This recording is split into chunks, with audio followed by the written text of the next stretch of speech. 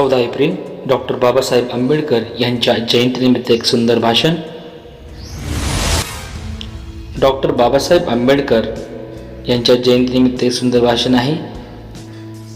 आदरणीय मुख्याध्यापक सर, माननीय शिक्षक वृंद आणि माझ्या प्रिय मित्रमैत्रिणींनो, आज आपण सर्वजण भारताचे महान शिल्पकार, भारतीय संविधानाचे जनक, परमपूज्य डॉक्टर बाबासाहेब आंबेडकर यांच्या जयंतीनिमित्त येथे एकत्र आलो आहोत.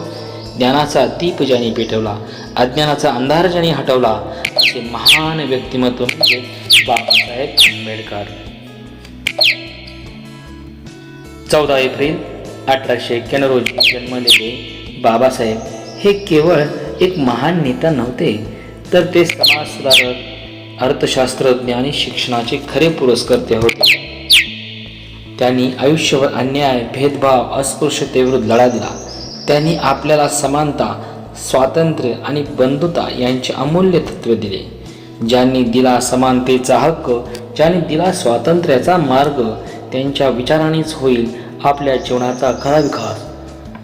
मित्रांनो, बाबासाहेबांनी सांगितले होते, शिका, संघटित व्हा आणि संघर्ष करा. हेच वाक्य आपल्या जीवनाचा मंत्र बनवला तर आपण नक्कीच यशस्वी हो. पुस्तक हातात, ज्ञान डोळ्यात, स्वप्न मोठे मनात ठेवा.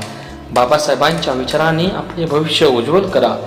आजच्या या पवित्र दिवशी आपण सर्वांनी एक संकल्प करूया की आपण शिक्षण घेऊ, समाजात समानता पसरू आणि बाबासाहेबांचे विचार पुढे नेऊ. शेवटी एवढेच म्हणे, नाव मोठं की काम मोठं हे शिकवणारे होते ते महान बाबासाहेबांच्या विचारानेच घडेल आपल्या भारताचा अभिमान. धन्यवाद. जय भीम. व्हिडिओला लाईक आणि सबस्क्राईब करायला विसरू नका.